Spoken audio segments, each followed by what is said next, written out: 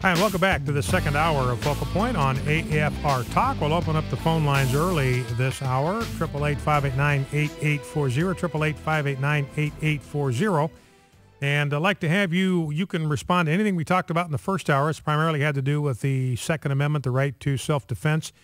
And anything I talk about, I'm going to deliver a fair amount of content on the values issues in this segment. If you got some kind of reaction to it, strike something, some chord in you, glad to have you weigh in.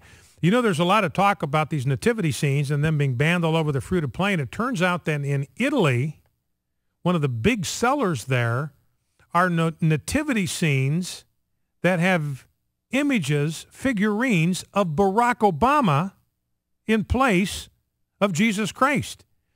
So they're selling like hotcakes in Italy, nativity scenes featuring figurines of Barack Obama.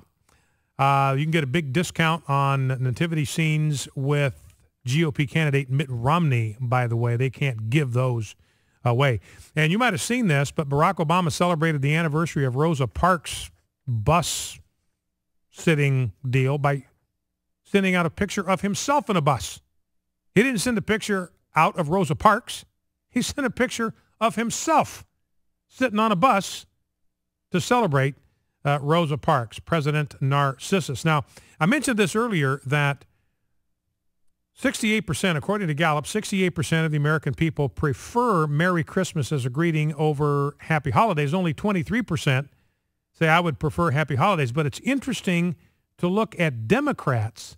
Democrats only prefer Merry Christmas by a 51 to 41% margin. So the general public, including these Democrats, 68-23 for Merry Christmas. It's only a 45-point margin among Democrats. It's only a 10-point margin. Remember, this is the party that kicked God out of its platform in September.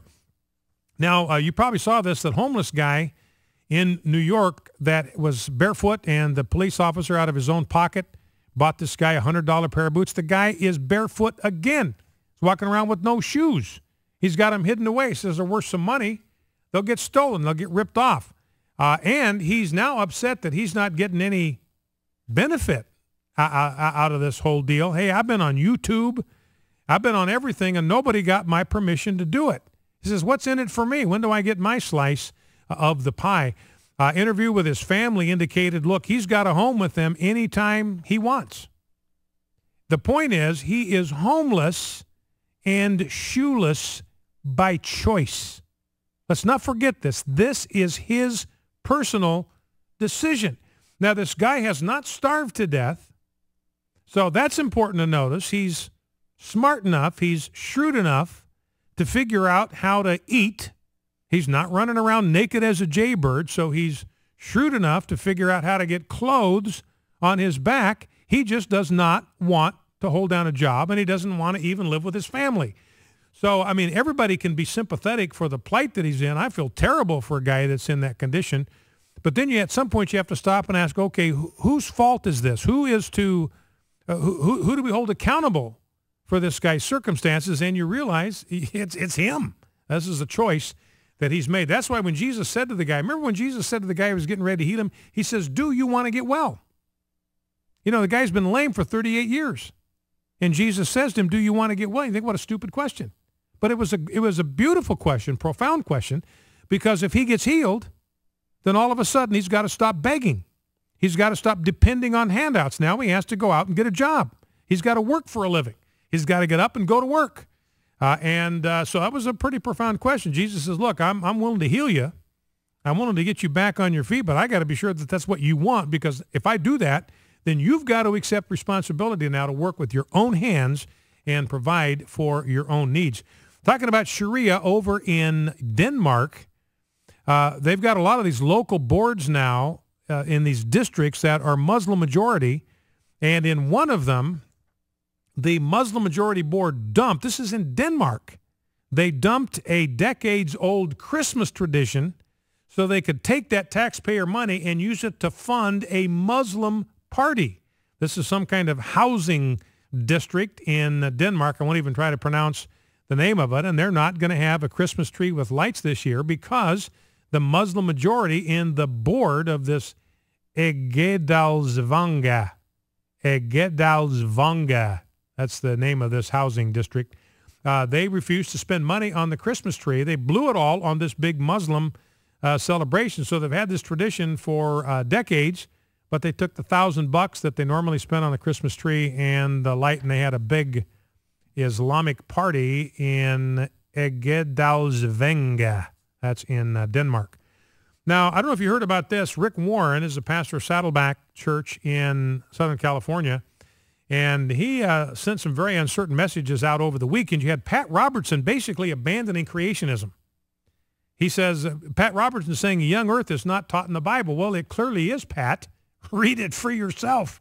I mean, it's 6 24-hour days of creation, and you can add up the years in the chronologies, Genesis 5 and Genesis 11.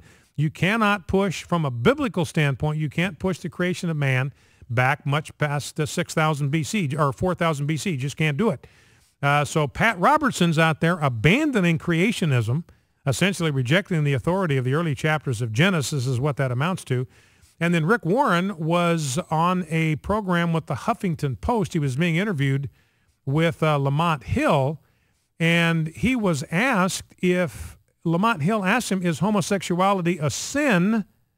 And all Rick Warren would say, it might be a sin. Rick Warren saying it might be a sin to engage in homosexual behavior. And I haven't heard any clarification from Rick Warren on that. Now, CNN, this is clip 14, CNN asked him if this is similar to the gun issue, because what people want to do is blame the shooting death on the gun. The gun is the fault. The gun's the problem.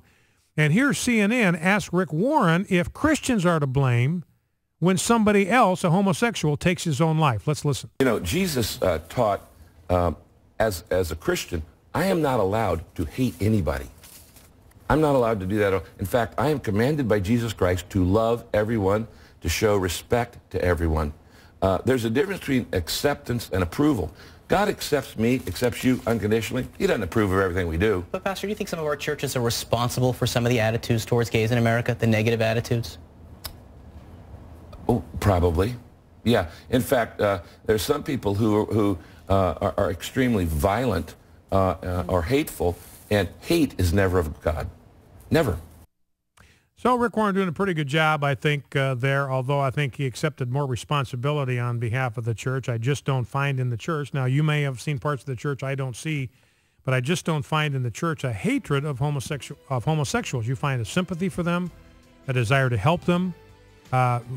This is something we never can approve of. We never can endorse it. We can never sanction it. We can never say it's okay. We can never say that it's okay for society to say it's okay. I'm looking at a story here about HIV patients aging prematurely. This is from the San Francisco Chronicle. More than a decade after the first truly successful AIDS drugs became available, a new image of HIV is emerging. People with the virus appear to be aging prematurely.